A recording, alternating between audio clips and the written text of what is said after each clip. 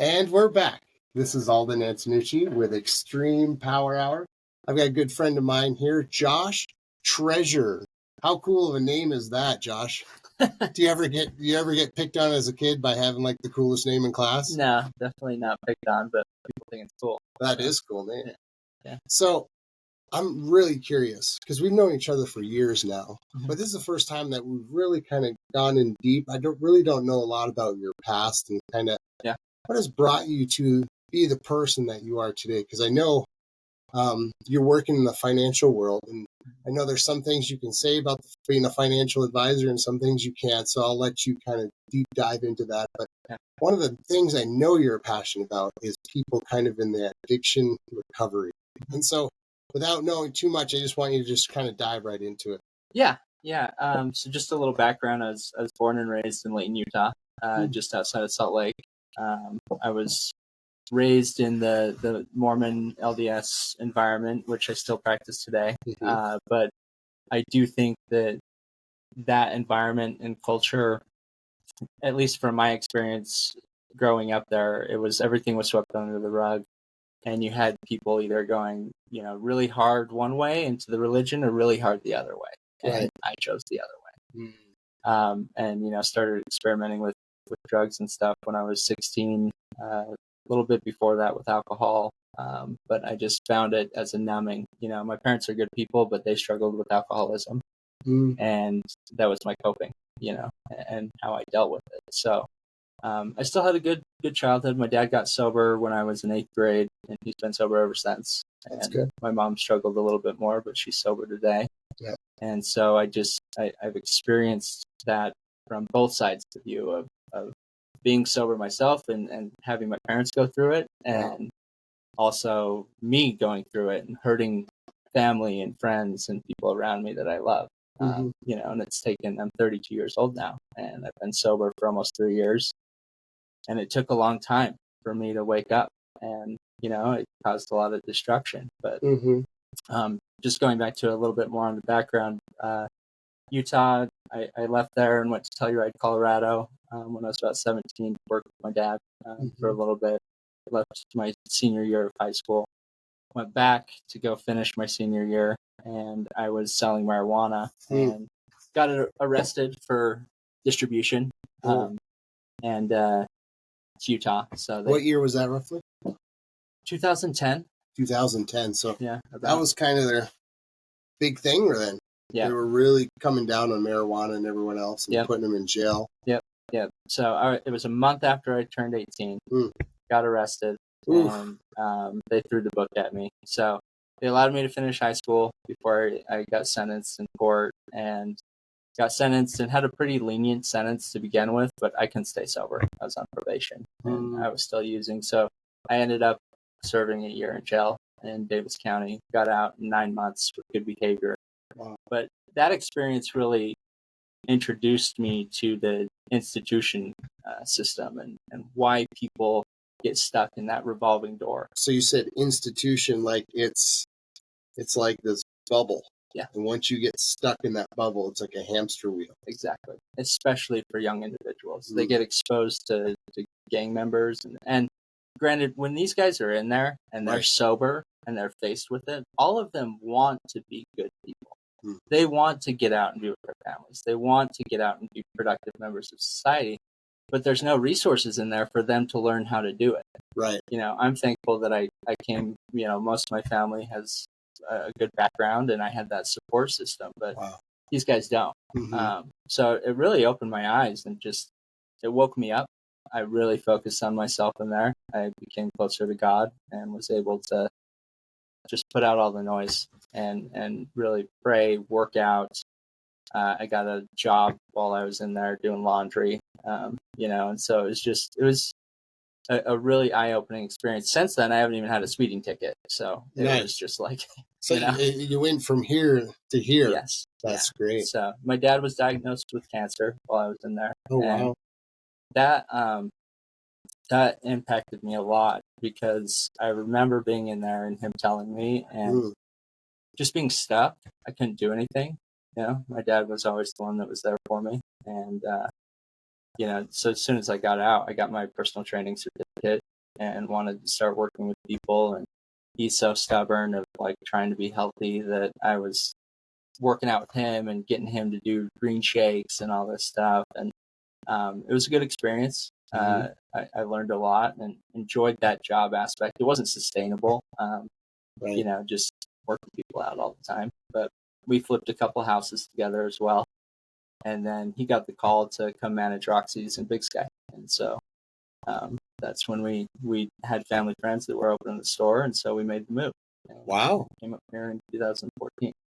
So that's how I got introduced to Big Sky. And I was very, very thankful to come when I did, because it was still this small town. Cool town. Got to meet all the original locals who are awesome people. And, it's been very interesting to watch that town develop, but it's given me a lot. Working at Roxy's with my dad, I was able to take over his spot when he retired, and he's in good health. Today he's been managing. And if you don't mind me asking, what type of cancer did he have? Chronic lymphomic leukemia. And what does that mean more in layman's terms? So essentially it's a blood cancer, and it attacks his lymph nodes, and they swell. But we found a trial drug a few years back that has been amazing. Wow. It's helped him manage it. So he doesn't have to do chemo as long as he, keeps getting his blood levels checked and stuff. He should be able to live somewhat of a normal life. So yeah. And so with that kind of cancer, obviously probably threw your whole family into this whirlwind, I'm assuming. Totally. And so that cancer, instead of throwing you in the wrong direction, actually pulled you back to be more of like a family-centered mission in your life. Totally. Yeah. Yeah, it brought all my siblings and us closer together. And, life's short. It is. Family's important. Yep. Yeah.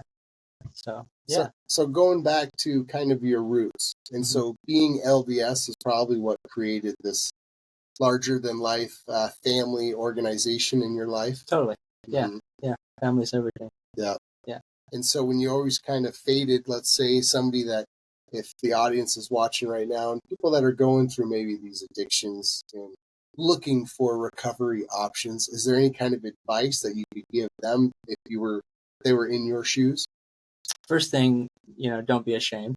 There's a lot of shame in addiction, and it can grab a hold of anybody. Right. And we all have addictive tendencies with certain things. Right. But just ask for help, And I would say the biggest cause of people relapsing once they are actually able to make that commitment to go to treatment is going back and surrounding themselves with some of the same peer group.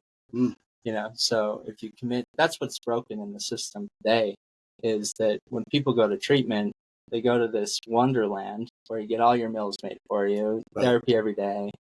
It's a vacation, dude. I'd go back. Yeah. And I've heard about some of those Hollywood ones that you literally see on TV. Yeah. And they're going to like Maui. Yes. And it's like, sweet. Then they can just recover and sit in a hotel room for Yep.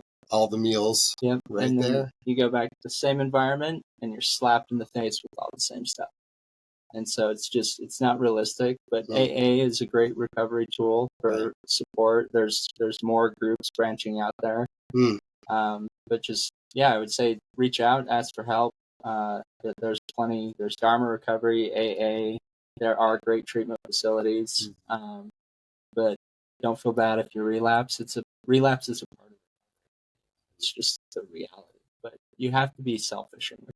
It sucks because you're so selfish when you're using. Right. And then when you're trying to recover, you have to be selfish to gain that recovery. But once you're solid, you can give back and help others.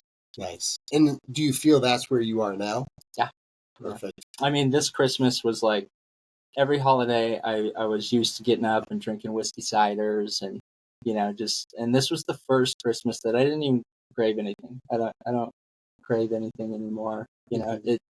They say it takes roughly 3 years for your brain to kind of rebalance chemically, and that's about right where I'm at. And I would say that that's true. Yeah, that's very inspirational, and I really enjoyed hearing your story. Yeah, because I think there's a lot of people, me not personally, but I know a lot of people that are probably in those footsteps where you had past before Yeah. that are just feeling alone. Yeah. They're feeling that shame, that guilt. Oh, it's not affecting me. I'm not addicted. They're in that. Yeah. Is there some kind of terminology? What kind of phase is that person in right now? I guess they haven't hit their bottom. Right. Would be the thing, and that's the most frustrating thing is when you're watching someone go through it and you can like see their trajectory and you're trying to pull them out. People were doing it with me, but you get to. I would say you get to choose your bottom. You know, look yourself in the mirror and ask yourself how bad you really want it to get. You know, because I worked my butt off in Big Sky for 8 years. Worked 2 jobs, bought a house, had a great supportive fiance, and I exploded it all. You know, and that's what it took for me to learn was, you know, I hurt someone that I loved deeply, and when I did that, I looked myself in the mirror and I knew I never wanted to do that again. Yeah. Well, Josh, what we're going to do right now, because I don't want to get into too many details, because I know you've got a lot of information here that you want to kind of pass over to the audience. And so what we're going to do is we're going to call it quits right now. Okay. And we're going to say, everybody stay tuned for episode 2, where we're going to go deep dive into addiction recovery and start going through these passes, bringing those people that we know are in this downward spiral. And what we need to do is not give them a hand out, but give them a hand up, correct? All right, everybody. This is Alden Antonucci, and this is my friend Josh Treasure with Extreme Power Hour. Stay tuned for the next episode. Thanks for watching.